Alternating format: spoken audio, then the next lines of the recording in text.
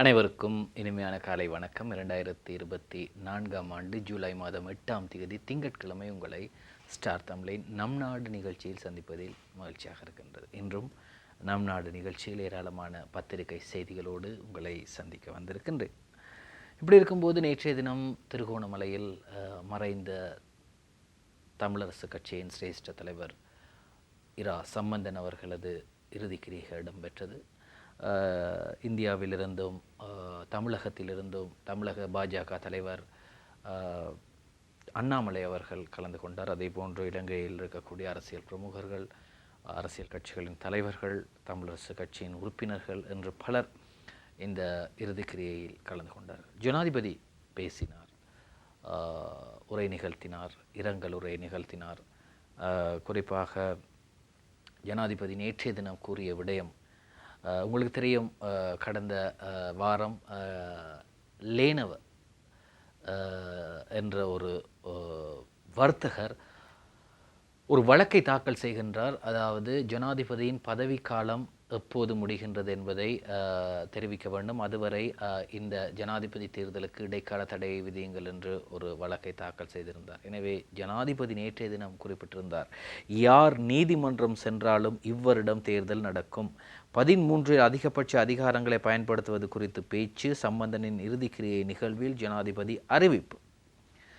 மறைந்தார் சம்பந்தன் தமிழ் மக்களின் உரிமைகளுக்காக மாத்திரமின்றி ஒட்டுமொத்த இலங்கை மக்களின் உரிமைகளுக்காகவும் முன்னின்ற தலைவர். சம்பந்தனும் நானும் எப்போதும் பிரிக்கப்படாத இலங்கைக்காக எம்மை அர்ப்பணித்தவர்கள் என்று ஜனாதிபதி ரணில் விக்ரமசிங்க தெரிவித்தார். சம்பந்தனுடன் முன்னோக்கி கொண்டு வந்த அந்த கலந்துரையாடல்களை வெற்றிகரமாக நிறைவு செய்ய அனைவரும் ஒன்றிணை வேண்டும். யார் நீதிமன்றத்திற்கு சென்றாலும் ஜனாதிபதி தேர்தல் இந்த வருடம் நடைபெறும் என்றும் ஜனாதிபதி குறிப்பிட்டார்.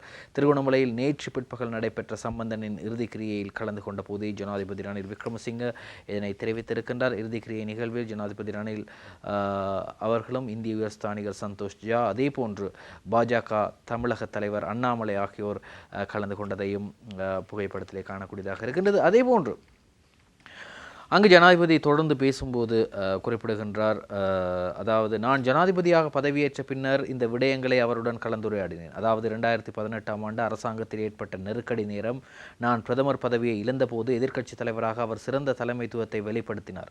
வேறு காரணங்களால் எங்களது கலந்துரையாடல்கள் வெற்றியடையவில்லை. குறிப்பாக உயிர்த்த ஞாயிறு குண்டுவெடிப்பின் பின்னர் அரசியல் தீர்வுகளை முன்வைப்பதற்கான பின்னணி எம்மிடம் இருக்கவில்லை என்றும் ஜனாதிபதி தெரிவித்தார். அதே நேரத்தில் மேலும் தமிழ் கட்சிகள் மற்றும் எம்பிக்களுடன் கலந்துரையாடப்பட்டது. மிக முக்கியமான சில கருத்துக்கள் அங்கு பேசப்பட்டன. பிரிக்கப்படாத இலங்கையில் இந்த பிரச்சனைகளுக்கு தீர்வு காண நாங்கள் இருவரும் ஒப்புக்கொண்டோம். இப்பேச்சுவார்த்தைகள் நடந்து கொண்டிருக்கும் வேளையில் நாட்டை வங்குரோத்து நிலையிலிருந்து மீட்பதற்கு நான் முன்னுரிமை வழங்க வேண்டியிருந்தது. இதனால் கடந்த சில மாதங்களாக எங்களது கலந்துரையாடல்களை முன்னெடுக்க முடியவில்லை என்றும் ஜனாதிபதி ரணில் விக்ரமசிங்க அவர்கள் நேற்றைய தினம் நடைபெற்ற சம்பந்தன் அவர்களது இறுதிக்கிரியை நிகழ்விலே கலந்து கொண்டு பேசும்போது இவ்வாறு தெரிவித்தார். தினக்குரல் பத்திரிகையின் இன்றைய பிரதான தலைப்பு செய்தி, தாய் மண்ணில் சம்பந்தனுக்கு கண்ணீருடன் விடை கொடுத்தது தமிழ் உலகு என்ற செய்தி வெளியாக இருக்கின்றது. முதுபெரும் தலைவனின் புகழுடல் அக்னியுடன் சங்கமம் என்ற செய்தி இன்றைய படத்துடன் வெளியாக இருக்கின்றது தினக்குரல் பத்திரிகையின் பிரதான தலைப்பு செய்தியாக. இதே செய்தியில் இதே பத்திரிகையின் முன்பக்கத்திலே சம்பந்தனின் நிறைவு பெறாத நோக்கத்தை நிறைவேற்ற மோடி முழுமையாக ஒத்துழைப்பார் என்று பாஜக தமிழக மாநில தலைவர் அண்ணாமலை தெரிவித்திருக்கின்றார். அதாவது சம்பந்தனின் நோக்கம் முழுமையாக நிறைவேறவில்லை என்றும் அந்த நோக்கம் நிறைவேறுவதற்காக பாரதிய ஜனதா கட்சியினரும் பிரதமர் மோடியும் முழுமையான ஒத்துழைப்புகளை வழங்குவார்கள் என பாரதிய ஜனதா கட்சியின் தமிழக தலைவர் கே அண்ணாமலை தெரிவித்தார் என்று அந்த செய்தி அவ்வாறு தொடர்ந்து செல்கிறது. அதே நேரம் மற்றொரு செய்தி வெளியாகின்றது. இன்றைய வீரகேசரி பத்திரிகையில் நான் முதல் குறிப்பிட்டேன், அந்த வர்த்தகர் ஒருவர் வழக்கொன்றை தாக்கல் செய்திருக்கின்றார் என்று. இன்றைய தினம் 5 பேர் அடங்கிய நீதியரசர்கள் குழாம் முன் இந்த வழக்கு பரிசீலனைக்கு வருகின்றது. அந்த செய்தி இன்றைய வீரகேசரி பத்திரிகையிலே வெளியாகின்றது. ஜனாதிபதி தேர்தலை பிற்போட கோரும் மனு மீதான விசாரணை இன்று ஆரம்பமாகும். ஜனாதிபதியின் பதவிக்காலம் நிறைவடையும் தினம் தொடர்பில் நீதிமன்றத்தினால் வழங்கப்படும் வரை தற்போது திட்டமிடப்பட்டுள்ள வகையில் ஜனாதிபதி தேர்தல் நடத்தப்படுவதை தடுக்கும் உத்தரவை பிறப்பிக்குமாறு கோரி உயர்நீதிமன்றத்தில் தாக்கல் செய்யப்பட்டுள்ள அடிப்படை மீறல் மனு இன்று விசாரணைக்கு எடுத்துக்கொள்ளப்பட உள்ளது. அதன்படி இந்த மனு பிரதம நீதியரசர் ஜயந்த ஜெயசூரிய தலைமையில் நீதியரசர்களான விஜித மலல்கொட, முர்து ஃபெர்னாண்டோ, அதே போன்று பிரீத்தி பத்ம சூரசேன மற்றும் எஸ் துரைராஜ ஆகியோர் நீதியரசர்கள் தலைமையில் பரிசீலனைக்கு எடுத்துக்கொள்ளப்பட உள்ளது. தற்போதைய ஜனாதிபதியின் பதவிக்காலம் முடிவடையும் திகதி தொடர்பில் வியாக்கியானம் அளிக்கும் வரை ஜனாதிபதி தேர்தலை நடத்துவதற்கு இடைக்கால தடை உத்தரவு பிறப்பிக்க வேண்டும் என கோரி மொரட்டுவ பிரதேசத்தைச் சேர்ந்த வர்த்தகரான சிடி லெனவ அடிப்படை உரிமை மீறல் மனுவை தாக்கல் செய்திருந்தார். அதன்படி அந்த அடிப்படை உரிமை மீறல் மனு இன்று திங்கட்கிழமை பரிசீலனைக்கு எடுத்துக்கொள்ளப்பட்டது. இதனிடையே இந்த மனுவை விசாரணைக்கு எடுத்துக்கொள்ளாமல் அதனை தள்ளுபடி செய்யுமாறு கோரி 4 இடையீட்டு மனுக்கள் தாக்கல் செய்யப்பட்டுள்ளன. ஐக்கிய மக்கள் சக்தியின் செயலாளர் பாராளுமன்ற உறுப்பினர் ரஞ்சித் மத்தும பண்டார, அதேபோன்று ஜனாதிபதி சட்டத்தரணி ஃபர்மான் காசின், அதேபோன்று தேசிய மக்கள் சக்தியின் பாராளுமன்ற உறுப்பினர்களான விஜிதேரத் மற்றும் கலாநிதி ஹரிணி அமரசூரிய, அதேபோன்று சோசியலிச இளைஞர் சங்கத்தின் எரங்க மற்றும் அனைத்து பல்கலைக்கழக மாணவர் ஒன்றியத்தின் முன்னாள் ஏற்பாட்டாளர் வசந்த முதலிகே உள்ளிட்டவர்களால் இந்த இடையீட்டு மனுக்கள் தாக்கல் செய்யப்பட்டுள்ளதாகவும் குறிப்பிடப்படுகின்றது. எனவே இன்றைய தினம் அந்த மனுவை பரிசீலனை செய்கிறார்கள். கடந்த வாரம் கூறப்பட்டது ஐக்கிய தேசிய கட்சியின் தேசிய பட்டியல் பாராளுமன்ற உறுப்பினராக இருக்கக்கூடியவர் தான் இவர். அதாவது தேசிய பட்டியல் பாராளுமன்ற வேட்பாளராக பட்டியலில் இருந்தவர் தான் இந்த லெனவ என்பவர் என்று ஐக்கிய மக்கள் சக்தி குற்றம் சுமத்தினது. அதாவது ஐக்கிய தேசிய கட்சியின் 2020ஆம் ஆண்டு தேசிய பட்டியலில் இருந்தவர் தான் இந்த லெனவ என்று. ஆனால் அது அவ்வாறு இல்லை. அவர் தவறாக ஐக்கிய மக்கள் சக்தியினர் புரிந்து கொண்டிருக்கின்றார்கள். அவர் ஐக்கிய அபிவிருத்தி முன்னணியின் தேசிய பட்டியல் உறுப்பினர் என்பதை திட்ட தெளிவாக ஆதாரத்துடன் ஐக்கிய தேசிய கட்சியின் பொதுச் செயலாளர் பாலித்த ரங்கே பண்டார அண்மையிலே தெரிவித்திருந்தார். இது எப்படியோ இன்றைய தினம் அது பரிசீலனைக்கு வர இருக்கின்றது. அந்த வழக்கு பரிசீலனைக்கு வந்தால்தான் தெரியும் ஜனாதிபதி தேர்தலுக்கு இடைக்கால தடை விதிக்கப்படுமா இல்லை என்பது. ஆனால் ஜனாதிபதியின் இந்த கருத்து, அதாவது நான் முதல் குறிப்பிட்ட செய்தி, யார் நீதிமன்றம் சென்றாலும் இவ்வருடம் தேர்தல் நடக்கும் என்று குறிப்பிடுகின்றார். சில நேரங்களில் இன்றைய அந்த வழக்கின் தீர்ப்பு தேர்தலுக்கான இடைக்கால தடை வந்தால் அதையும் மீறியும் ஜனாதிபதி நடத்துவாரா என்பது கேள்விக்குறியாகத்தான் இருக்கின்றது. சரி, பொறுத்திருந்து பார்ப்போம். நான் முதல் தினக்குரல் பத்திரிகையின் பிரதான தலைப்பு செய்தியாக வந்த செய்தி என்று குறிப்பிட்ட செய்தி வீரகேசரி பத்திரிகையிலும் வெளியாக இருக்கின்றது. சம்பந்தனின் நோக்கத்தை நிறைவேற்ற பிரதமர் மோடி ஒத்துழைப்பு வழங்குவார். பாரதிய ஜனதா கட்சியின் தமிழக தலைவர் அண்ணாமலை தெரிவிப்பு. சம்பந்தன் முக்கிய நோக்கத்திற்காக வாழ்ந்து மறைந்திருக்கிறார். அந்த நோக்கம் முழுமையாக நிறைவேறவில்லை. அந்த நோக்கம் நிறைவேறுவதற்காக பாரதிய ஜனதா கட்சியும் பிரதமர் மோடியும் முழுமையான ஒத்துழைப்பை வழங்குவார்கள் என்று பாரதிய ஜனதா கட்சியின் தமிழக தலைவர் கே அண்ணாமலை தெரிவித்திருக்கின்றார். எனவே இந்த அண்ணாமலை அவர்கள் அதாவது இந்த சம்பந்தன் அவர்களது இறுதிக்கிரியைகளுக்கு வந்ததற்கு பின்னும், அதாவது அந்த பின்னணியிலும் மிகப்பெரிய ஒரு அரசியல் இருப்பதாக தோன்றுகின்றது. காரணம், இலங்கையில் இருக்கக்கூடிய ஈழத் தமிழர்களின் பிரச்சனை தொடர்பாகவும் தமிழர்களின் தேசிய பிரச்சனை தொடர்பாகவும் எப்பொழுதும் மோடி அரசாங்கமும் பாரதிய ஜனதா கட்சியும் ஆர்வத்துடனும் ஆவலுடனும் இருப்பதை உலகுக்கு எடுத்து கூறுவதற்கு அண்ணாமலை வந்திருக்கலாம். சரி, அண்ணாமலை தொடர்பாக பேசினோம். ஆனால் சம்பந்தன் அவர்கள் தமிழ் தேசிய கூட்டமைப்பின் தலைவராக இருந்தார். அதே போன்று தமிழரசு கட்சியின் சிரேஷ்ட தலைவராக இருந்தார். இப்படி இருந்த சம்பந்தன் அவர்களை பதவியிலிருந்து விலக வேண்டும் என்று அன்று சொன்னவர்கள் இன்று சம்பந்தனுக்கு அஞ்சலி செலுத்துகின்றார்கள் என்று முன்னாள் எம்பி அரியநேந்திரன் சொல்லியிருக்கின்றார். யாரை சொல்லியிருக்கிறார் பார்க்கலாம். சம்பந்தன் பதவி விலக வேண்டும் என்றவர்கள் தற்போது அஞ்சலி செலுத்துகின்றனர். முன்னாள் எம்பி அரியநேந்திரன். இது வீரகேசரி பத்திரிகையில் இந்த செய்தி வெளியாக இருக்கின்றது.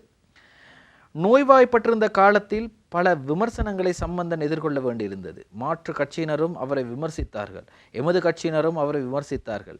ஏன் திருகோணமலை மாவட்டத்திலிருந்து வந்த எமது தமிழரசு கட்சியின் மத்திய குழு கூட்டத்தில் அவரை உடனடியாக பதவி விலக வேண்டும் என தெரிவித்தார்கள். இதனுடன் இணைந்து இன்னும் சிலரும் அவரை பதவி விலக வேண்டும் என தெரிவித்தார்கள். ஆனால் தற்போது அவர்கள் அனைவரும் அஞ்சலி செலுத்துகின்றார்கள். அது வேறு விடயம் என முன்னாள் பாராளுமன்ற உறுப்பினர் அரியநேந்திரன் தெரிவித்திருக்கிறார். எனவே அரசியல் பேதங்களை மறந்து ஒரு மனிதன், அதுவும் ஒரு முக்கிய தலைவர், பெருந்தலைவர், அவர் எம்மை விட்டு பிரிந்த நேரத்தில் அவருக்கு அஞ்சலி செலுத்துவது தான் முறை. இருந்தாலும் கூட அவர் சொல்கின்றார், அந்த காலத்தில் அவர் நோய்வாய்ப்பட்டிருந்த நேரத்தில் அவர் பதவி விலக வேண்டும் என்று கூறியவர்கள் இன்று அஞ்சலி செலுத்துகின்றார்கள் என்று சுட்டிக்காட்டியிருக்கின்றார். அதே போன்று வீரகேசரி பத்திரிகையில் இப்படி ஒரு செய்தி வெளியாக இருக்கின்றது. பெருந்திரளான மக்களின் கண்ணீர் அஞ்சலியுடன் சம்பந்தனின் பூத உடல் அக்னியுடன் சங்கமம். ஜனாதிபதி ரணில், பாஜக தலைவர் அண்ணாமலை உட்பட பல்வேறு தரப்பினரும் பங்கேற்பு. அதே போன்று சம்பந்தனின் இலக்குகளை அடைய அனைவரும் உறுதி பூண வேண்டும். இலங்கைக்கான இந்திய உயர்ஸ்தானிகர் சந்தோஷ் ஜா குறிப்பிட்டிருக்க செய்தியும் வந்திருக்கின்றது. அதே போன்று இன்று உங்களுக்கு அவசரமாக இன்று முக்கியமான வேலை ஒன்று இருக்கின்றது. கிராம சேவகரை சந்திக்க வேண்டும். ஒரு கையொப்பம் ஒன்று அவரிடம் வாங்க வேண்டும். அப்படி என்றால் இன்று போகாதீர்கள். அதே போன்று இன்று உங்களது பகுதியில் இருக்கக்கூடிய பிரதேச செயலகத்துக்கு இன்று போக வேண்டும் என்றால் இன்று போகாதீர்கள். காரணம், ஏன் போக வேண்டாம் என்று சொல்கின்றேன் என்றால், தபால் கிராம அரசு அலுவலர்கள் இன்று நாளை பணி பகிஷ்கரிப்பு. வீரகேசரி பத்திரிகையில் செய்தி வெளியாக இருக்கின்றது. சம்பள முரண்பாட்டை முன்னிறுத்தி தபால் கிராம சேவகர்கள் அதே போன்று உள்ளிட்ட அரசு அலுவலகர்கள் நாடளாவிய ரீதியில் இன்றும் நாளையும் 2 நாள் பணி பகிஷ்கரிப்பில் ஈடுபடுகின்றனர்.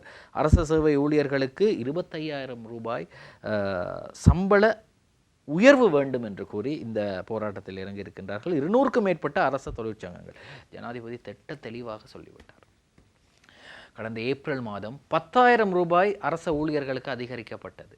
இப்பொழுது 20,000 ரூபாய் கேட்கின்றார்கள், 25,000 ரூபாய் கேட்கின்றார்கள். அதுவும் அடிப்படை சம்பளத்திலே அதை சேர்க்க வேண்டும் என்று சொல்கின்றார்கள். அப்படி என்றால் 18% இருக்கக்கூடிய வேட் வரியை 19% உயர்த்த மக்கள் தயார் என்றால் இந்த சம்பள அதிகரிப்பை வழங்கலாம் என்று குறிப்பிடுகின்றார். நேற்று பந்துல குணவர்தன் சொல்லி இருக்கின்றார், 19 இல்லை 20% உயர்த்த வேண்டும். அப்படி என்றால் இந்த சம்பள அதிகரிப்பை வழங்கலாம், மக்கள் சரி என்று சொன்னால் வழங்கலாம் என்று சொல்கின்றார். ஜனாதிபதி சொல்கின்றார், எக்காரணம் கொண்டும் சம்பள அதிகரிப்பு வழங்கப்பட மாட்டாது. காரணம், ஏப்ரல் மாதம் 10,000 ரூபாய் வழங்கியிருக்கின்றோம். ஒரு வருடத்திலே இப்படி 2 தடவைகள் சம்பள உயர்வை வழங்க முடியும் என்ற கேள்வியை ஜனாதிபதி ரணில் விக்ரமசிங்க கேட்கின்றார். ஆனால் அரச ஊழியர்கள், அதே போன்று ஆசிரியர் சங்கம் ஜோசப் ஸ்டாலின் சொல்கின்றார், இன்று எங்களது ஆர்ப்பாட்டம் அல்ல, இன்றைய தினம் ஆர்ப்பாட்டத்திலே அதிபர்களும் ஆசிரியர்களும் சேர மாட்டோம் இந்த பணி பகிஷ்கரிப்பில். நாளைய தினம் 9ஆம் தேதி செவ்வாய்க்கிழமை நாங்கள் பணி பகிஷ்கரிப்பில் ஈடுபடுவோம், சுகையின லீவு போராட்டத்தில் ஈடுபடுவோம் என்று ஜோசப் ஸ்டாலின் சொல்கிறார். எனவே நாளைய தினம் பாடசாலைகளுக்கு பிள்ளைகளை அனுப்புவது தொடர்பாக கொஞ்சம் யோசித்து பாருங்கள். இப்படி இருக்கும்போது அரசியலமைப்பிலே நிறைய ஓட்டைகள் இருக்காம். அந்த ஓட்டைகளெல்லாம் எங்கெங்கெல்லாம் இருக்கு என்று சொல்லி தேடிக்கொண்டிருக்கிறார்களாம். என்னென்றால் இந்த பதவியை, ஜனாதிபதியின் பதவியை நீடிக்க குற்றம் சுமத்துகிறார் அனுரகுமார திசாநாயக். அரசியலமைப்பின் ஓட்டைகளை பயன்படுத்தி பதவி நீடிப்புக்கு முயற்சி. தேசிய மக்கள் சக்தியின் தலைவர் அனுரகுமார தெரிவிப்பு. அரசியலமைப்பின் ஊடாகவோ அல்லது பாராளுமன்றத்தின் ஊடாகவோ வலுக்கட்டாயமாக அதிகாரத்தில் இருப்பதற்காக மேற்கொள்ளப்படும் அனைத்து முயற்சிகளையும் தோற்கடிப்போம். இவ்வாறான சதி திட்டங்களுக்கு ஒருபோதும் இடமளிக்க மாட்டோம் என்று தேசிய மக்கள் சக்தியின் தலைவர் அனுரகுமார திசாநாயக்க தெரிவித்தார். கொழும்பில் நேற்று முன்தினம் இடம்பெற்ற நிகழ்வில் கலந்து கொண்டு பேசும்போது தான் அவர் இவ்வாறு தெரிவிக்கிறார். ஜனாதிபதியின் பதவிக்காலம் தொடர்பில் அரசியலமைப்பில் 5 வருடங்களே உள்ளன. அரசியலமைப்பை பொருட்கோடல் செய்யும் உயர்நீதிமன்றமும் 5 வருடங்கள் என கூறுகிறது. இருப்பினும் மீண்டும் அவர் குறிப்பிடுகின்றார், மீண்டும் இன்றைய வீரகேசரி பத்திரிகையின் 9ஆம் பக்கத்திலே இந்த செய்தி வெளியாக இருக்கின்றது. அதையும் நாங்கள் பார்க்கலாம். அனுரகுமார் திசாநாயக் அவர் என்ன சொல்றார், 5 வருடமா அல்லது 6 வருடமா? அதே போன்று அல்லது 6 என்று குழப்பம் எழுந்துள்ளது. ஜனாதிபதி மாநாயக்கர்களை சந்தித்து இதற்கும் தனக்கும் எந்த தொடர்பும் இல்லை என கூறுகிறார். ஐக்கிய தேசிய கட்சியின் ரங்கே பண்டாரவும் அண்மையில் கருத்தொன்றை முன்வைத்தார். அரசியலமைப்பின் குளறுபடி ஒன்று உள்ளதாகவும் அதனை சரி செய்ய புதிய சட்டமூலம் கொண்டு வரப்பட்டுள்ளதாகவும் கூறினார். அது தொடர்பில் அமைச்சரவையில் தீர்மானம் நிறைவேற்றப்பட உள்ளதாகவும் தெரிவித்தார். என்ன நடந்து கொண்டிருக்கின்றது? அரசியலமைப்பில் உள்ள ஓட்டைகளை பயன்படுத்திக் கொண்டு அதிகாரத்தை பெற்றுக்கொள்ளும் நடவடிக்கையை முன்னெடுக்கப்பட்டு வருகின்றது என்று அனுரகுமார திசாநாயக்க சொல்றார். இல்லாத ஒன்றை யாரும் சொல்லவில்லை. அதாவது அரசியலமைப்பில் ஒரு இடத்தில் 5 வருடங்கள் என்றும் இன்னும் ஒரு இடத்தில் 6 வருடங்கள் என்றும் இருக்கின்றதாம். நாங்கள் அரசியலமைப்பை பார்க்க வேண்டும். இலங்கையில் இருக்கக்கூடிய அனைவரும் அரசியலமைப்பை தெரிந்திருக்க வேண்டும். இப்படி சொல்கிறது யார் என்று சொன்னால் சஜித் பிரேமதாஸ் அவர்கள் கடந்த 2 தினங்களுக்கு முன்னர் நடைபெற்ற ஒரு கூட்டம் ஒன்றிலே பேசும்போது சொல்கின்றார், இலங்கையில் இருக்கக்கூடிய அனைத்து மக்களும் அரசியலமைப்பை தெரிந்திருக்க வேண்டும். அப்படி தெரிந்திருக்கவில்லை என்றால் உங்களை ஆட்சியாளர்கள் ஏமாற்றுவார்கள். அரசியலமைப்பில் இப்படி இருக்கின்றது அப்படி இருக்கின்றது சொல்லி உங்களை ஏமாற்றுவார்கள். எனவே அரசியலமைப்பை அனைத்து மக்களும் தெரிந்திருக்க வேண்டும் என்று சஜித் பிரேமதாஸ் கூறுகிறார். சரி, மஹிந்த ராஜபக்ச அவர்களை பற்றி செய்திகள் வருவது கொஞ்சம் குறைவாக இருந்தாலும் இப்பொழுது மீண்டும் வர ஆரம்பித்திருக்கிறது தேர்தல் காலம் என்பதால். பயந்து ஓடியவர்கள் இன்று மீண்டும் அரசியல் களத்தில். யாரையா சொல்றீங்க? முன்னாள் ஜனாதிபதி மஹிந்த ராஜபக்ச கூறுகிறார், அன்று நாடு வீழ்ச்சி கண்டதும் நாட்டை பொருட்பேற்க முடியாது என கூறியவர்கள் இன்று களத்தில் இறங்கியுள்ளனர். இந்த நாட்டை கட்டியெழுப்ப முடியாத அளவுக்கு நாட்டை அகல பாதாளத்திற்கு தள்ளிவிட வேண்டும் என்பதே அவர்களது நோக்கமாக இருக்கிறது. நாட்டை கட்டியெழுப்புவதற்கு கைகோர்த்தவர்கள் கெட்டவர்களாகவும் அவர்கள் நல்லவர்களாகவும் மாறிவிட்டார்கள் என்று பொதுஜன பெரமுனவின் தலைவரும் முன்னாள் ஜனாதிபதியுமான மஹிந்த ராஜபக்ச தெரிவித்தார். பொதுஜன பெரமுனவின் களுத்துறை மாவட்ட பாராளுமன்ற உறுப்பினர் ரோஹித் அபேகுணவர்தனவின் அரசியல் வாழ்க்கையின் 27 ஆண்டுகள் பூர்த்தியை முன்னிட்டு களுத்துறை பொது மைதானத்தில் இடம்பெற்ற நிகழ்வில் கலந்து கொண்டு பேசும்போதுதான் அவர் இவ்வாறு சொல்றார். யாரை சொல்றார்? இது அவர் திட்ட தெளிவாக சொல்லியிருக்கலாமே, ஏன் இப்படி சுற்றி வளைத்து சொல்றார்? அன்று நாட்டை பொறுப்பேற்பதற்காக கோட்டாபய ராஜபக்ச சஜித் பிரேமதாசவை அழைத்தார். அவர் அதை முடியாது என்று சொல்லிவிட்டார். நான் பின்கதவால் பாராளுமன்றத்திற்கு வர விருப்பமில்லை, அதாவது பதவியேற்க விருப்பமில்லை, பிரதமராகவோ ஜனாதிபதியாகவோ. நான் முன்கதவால் சட்டபூர்வமாக மக்கள் ஆணையுடன் தான் நான் வருவேன் என்று அன்று கூறி அந்த பதவி வேண்டாம் என்று சொல்லிவிட்டார். அதற்கு பிறகு நேற்றை கூட ஜனாதிபதி அதை ஞாபகப்படுத்தியிருந்தார். சபாநாயகரிடம் கேட்டார்கள், நீங்கள் இதை பொறுப்பெடுக்கின்றீர்கள் என்று. சபாநாயகரும் முடியாத கட்டத்தில் தான் ரணில் விக்ரமசிங்க அவர்கள் அப்போது பொறுப்பேற்றார். எதெப்படியோ நாட்டை தற்போது இருக்கக்கூடிய நிலைமைகள் தொடர்பாக பார்க்கும்போது மீண்டும் அந்த யுகத்துக்கு செல்ல வேண்டுமா என்று ஒரு புறம் ஜனாதிபதி கேட்கும்போது இன்னும் சரியாக இன்றிலிருந்து 10 நாட்கள் தான் இருக்கின்றது. எதற்கு என்று கேட்கின்றீர்களா? ஸ்டார் தமிழின் நம் நாடு நிகழ்ச்சியில் ஒரு சிறு விளம்பர இடைவெளிக்கு பிறகு சந்திப்போம். நம் நாடு தொடர்கிறது. இடைவெளிக்கு முதல் நான் குறிப்பிட்டிருந்தேன், இன்னும் 10 நாட்கள் தான் இருக்கின்றது. எதற்கு 10 நாட்கள்?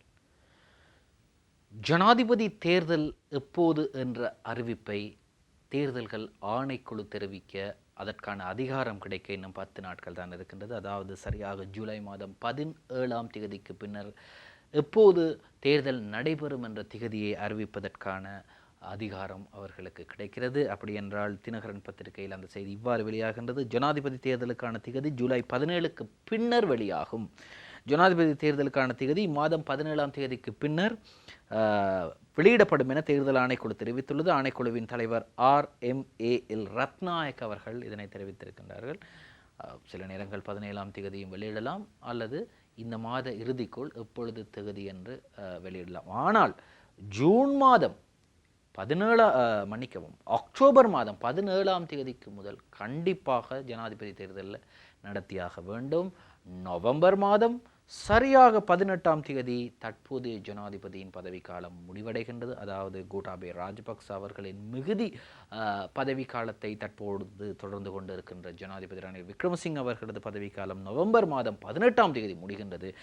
18ஆம் தேதிக்கு பிறகு ஒரு நாள் கூட அவர் ஜனாதிபதியாக இருக்க நாங்கள் அனுமதிக்க மாட்டோம் என்று அண்மையில் ஸ்ரீலங்கா பொதுஜன பெரமுன பொதுச் செயலாளர் சாகர காரியவசம் சொல்றார். சரி, நாட்டை சீர்குலைக்க சில தரப்பினர் முயற்சி. யார்? ஜனாதிபதி அறிவிப்பு. மனித உரிமை சட்டத்தரணிகள் குறித்தும் விசனம் என்றும் ஜனாதிபதி தெரிவித்திருக்கின்றார். நாட்டை பொருளாதார ரீதியில்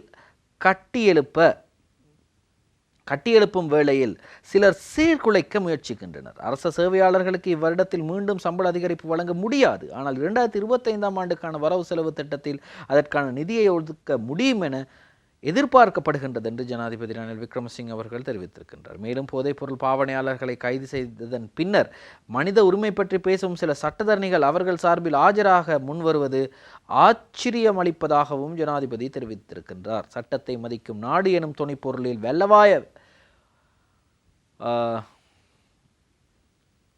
ஜனாதிபதி இதனை தெரிவித்திருக்கின்றார். நடைபெற்ற ஒரு போலீசார் சம்பந்தப்பட்ட ஒரு நிகழ்வில் தான் ஜனாதிபதி இதனை தெரிவித்திருக்கின்றார். அந்த செய்தி வெளியாகி இருக்கின்றது.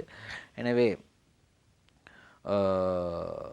அந்த நிகழ்வில் கலந்து கொண்டு பேசும்போது தான் ஜனாதிபதி இதனை தெரிவிக்கின்ற அந்த நிகழ்வில் கலந்து கொண்டு பேசும்போது இவ்வாறு சீர்குலைக்க முயற்சிக்கின்றார்கள்.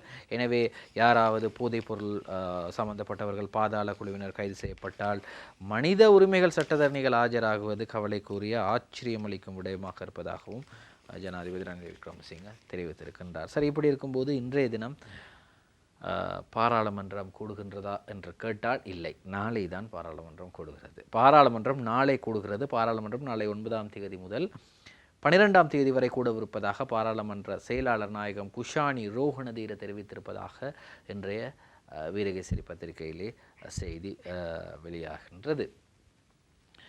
இப்படி இருக்கும்போது இந்த 1700 ரூபாய் சம்பள விடயம் தொடர்பாகவும் நீதிமன்றம் வர்த்தமானிக்கு இடைக்கால தடை விதித்தது தொடர்பாகவும் இலங்கை தொழிலாளர் காங்கிரஸின் பொதுச் செயலாளர்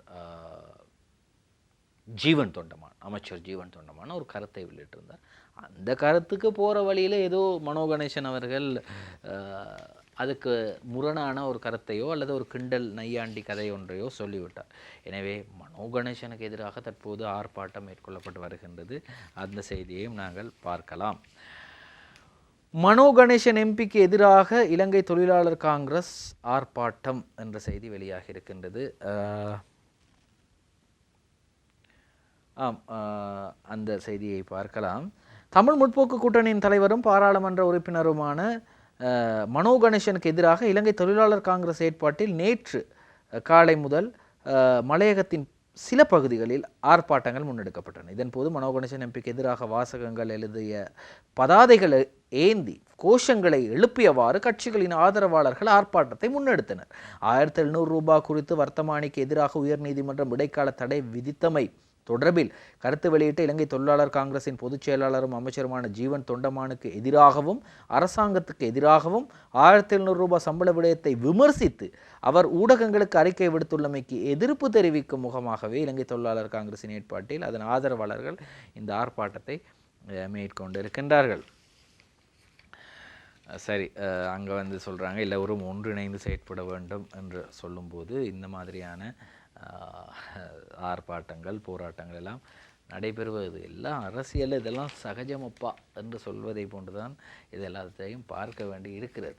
சரி, இப்படி இருக்கும்போது கருணாம்மான், உங்களுக்கு தெரியும் கருணாம்மான், அவர் இவ்வாறு ஒரு விடயத்தை தெரிவிக்கின்றார். அண்மையில் இவர் இப்படி ஒரு விடயத்தையும் தெரிவித்திருந்தார். ரணில் விக்ரமசிங்க அவர்கள் தான் என்னை விடுதலை புலிகளிடமிருந்து பிரித்து என்னை கொழும்புக்கு அழைத்து வந்தவர் என்று அண்மையில் கூறியிருந்தார். சரி, தலைவர் பிரபாகரனின் நினைவுகள் இன்றும் என் அடிமனதில் வாழ்ந்து கொண்டு இருக்கின்றன. முன்னாள் போராளிகளுக்கான வாழ்வாதாரம் வழங்கும் நிகழ்வில் விநாயகமூர்த்தி முரளிதரன். தமிழர்களின் உரிமையை வெல்வதற்காக தள்ளாத வயதிலும் குரல் கொடுத்த ஒரு மாமனிதர் சம்பந்தன் ஐயா. அந்த ஒரு தூணில்தான் கட்சி நின்றது. அந்த தூண் சாய்ந்து விட்டது. அவருக்கு ஆழ்ந்த அனுதாபங்கள். அதேவேளை தலைவர் பிரபாகரனின் இழப்பை தாங்கிக் கொள்ள முடியாது. இன்றும் எனது அடிமனதில் அவரின் எண்ணங்கள் வாழ்ந்து கொண்டுதான் இருக்கின்றன என விநாயகமூர்த்தி முரளிதரன் தெரிவித்தார். மட்டக்களப்பு கல்லடியில் உள்ள தமிழர் ஐக்கிய சுதந்திர முன்னணி கட்சியின் காரியாலயத்தில் நேற்று ஞாயிற்றுக்கிழமை முன்னாள் போராளிகளுக்கான வாழ்வாதாரம் வழங்கும் நிகழ்வில் கலந்து கொண்டு 100 பேருக்கு பண உதவிகளை வழங்கி வைத்த கட்சியின் தலைவரும் முன்னாள் பிரதி அமைச்சருமான விநாயகமூர்த்தி முரளிதரன் உரையாற்றுகையில் தான் இவ்வாறு தெரிவித்திருக்கிறார். பிரபாகரனின் நினைவுகள் இன்றும் என் அடிமனதில் வாழ்ந்து கொண்டிருக்கின்றன என்று விநாயகமூர்த்தி முரளிதரன் சொல்கிறார். சரி, இப்படி இருக்கும்போது உங்களுக்கு தெரியும் இந்த சஜித் பிரேமதாஸ் அவர்கள் வீடமைப்பு நிர்மாணத்துறை அமைச்சராக இருந்தார். அந்த நேரம் கடன் எல்லாம் வழங்கியிருக்கிறார். அப்படித்தானே அமைச்சர்களாக இருக்கும்போது புதிய புதிய யோசனைகளை கொண்டு வருவார்கள். முதலில் அந்த யோசனையை அமைச்சரவையில் கேபினட்டின் அனுமதியை பெற வேண்டும். எனவே அதற்காக அந்த அனுமதிக்காக அவர்கள் அனுமதி கோருவார்கள். கேபினட் அனுமதி வழங்கிய பின்பு அது சட்டம் நடைமுறைக்கு வரும். இப்படி இருக்கும்போது இன்றைய தினகரன் பத்திரிகையில் இப்படி ஒரு செய்தி வெளியாகின்றது. சஜித்தின் முறைகேடான வீடமைப்பு கடன் திட்டங்கள் அரசுக்கு ரூபாய் 5564 மில்லியன் நட்டம். 53,709 பேரின் தவணைகளை இடைநிறுத்த நடவடிக்கை. எதிர்க்கட்சித் தலைவர் சஜித் பிரேமதாச வீடமைப்பு அமைச்சராக பதவி வகித்த காலத்தில் முறையற்ற வீடமைப்பு கடன்களை வழங்கியதால் அரசாங்கத்திற்கு 5,564 மில்லியன் ரூபாய் நட்டம் ஏற்பட்டுள்ளதாக வீடமைப்பு அபிவிருத்தி அதிகார சபையின் தலைவர் ரஜீவ் சூர்யாராச்சி தெரிவித்துள்ளார். இதற்கிணங்க அவரது காலத்தில் முறையற்ற வகையில் வழங்கப்பட்ட 53,709 பயனாளிகளின் கடன்கள் மட்டுப்படுத்தப்பட்டுள்ளதாகவும் மேற்படி அதிகார சபையின் தலைவர் தெரிவித்துள்ளார். பாருங்க எவ்வளோ 5,564 மில்லியன் நட்டம் ஏற்பட்டிருக்கின்றது. அவரது சஜித் பிரேமதாசவுடைய சிந்தனையில் நாங்கள் பார்ப்போம். 5,564 மில்லியன் ரூபாய் என்றால் 556 ஸ்மார்ட் வகுப்பறைகளை இந்த 5,564 மில்லியனில் நடத்தியிருக்க முடியும் அல்லது புதிதாக உருவாக்கியிருக்க முடியும். அவர்தான் சொல்வார் 1 மில்லியன் ரூபாய் செலவாகின்றது ஒரு ஸ்மார்ட் வகுப்பறையை உருவாக்குவதற்கு. சரி, இப்படி இருக்கும்போது பிரிட்டன் தேர்தல் நடந்து முடிந்திருக்கின்றது. 17 வருடத்திற்கு பிறகு இந்த தேர்தலில் லிபரல் கட்சியை தோற்கடித்து அதே போன்று தொழிலாளர் கட்சி வெற்றி பெற்றிருக்கின்றது. அந்த செய்தியிலே இலங்கையைச் சேர்ந்த வம்சாவளி பெண் வெற்றி பெற்றிருக்கிறார். பிரிட்டிஷ் தேர்தலில் இலங்கை வம்சாவளி பெண் வெற்றி. பிரிட்டிஷ் பாராளுமன்ற தேர்தலில் இலங்கை வம்சாவளியைச் சேர்ந்த தமிழ் பெண் உமா குமரன் வெற்றி பெற்றுள்ளார். பிரித்தானிய தேர்தலில் தமிழ் பெண் உறுப்பினர் ஒருவர் வெற்றி பெற்ற முதல் சம்பவம் இதுவாகும். பிரிட்டன் பொது தேர்தலில் 19,145 வாக்குகளை பெற்று வெற்றியீட்டிய பாராளுமன்ற உறுப்பினர் இப்பெண் சட்டத்தரணியுமாவார். 1981 யுத்தம் இடம்பெற்ற சந்தர்ப்பத்தில் பார்ப்போம் என்ன நடந்திருக்கின்றது என்று சொல்லி.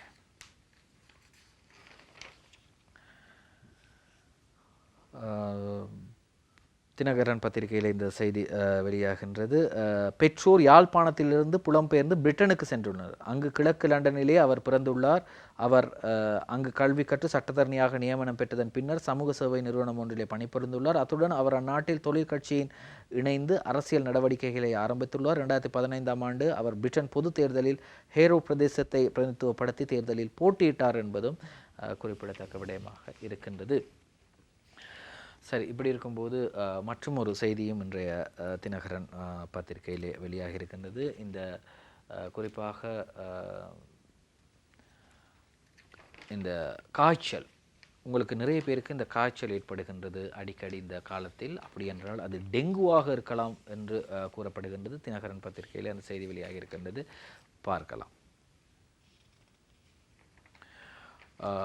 இந்த காய்ச்சல் உங்களுக்கு அவ்வாறு ஏற்பட்டால், அதாவது டெங்கு நோயாளர்கள் அதிகரிப்பு, காய்ச்சல் நீடித்தால் வைத்தியரை நாடவும். நாட்டில் நிலவும் மழையுடனான சீரற்ற கால்நிலை காரணமாக டெங்கு நோயாளர்களின் எண்ணிக்கை மேலும் அதிகரித்து வருகின்றது என சுகாதார அமைச்சு தேசிய டெங்கு ஒழிப்பு பிரிவு தெரிவித்துள்ளது. அப்பிரிவின் விசேட மருத்துவர் லஹிரு கொடித்துவாக்கு இது தொடர்பில் தெரிவிக்கையில், 48 மணித்தியாலயங்கள் தொடர்ச்சியாக நீடித்தால் உடனடியாக மருத்துவரை நாடி சிகிச்சை பெறுவது அவசியம் என்றும் தெரிவித்துள்ளார். எனவே அவ்வாறு உங்களுக்கு காய்ச்சல் ஏற்பட்டால் உடனடியாக மருத்துவரை சந்தியுங்கள்.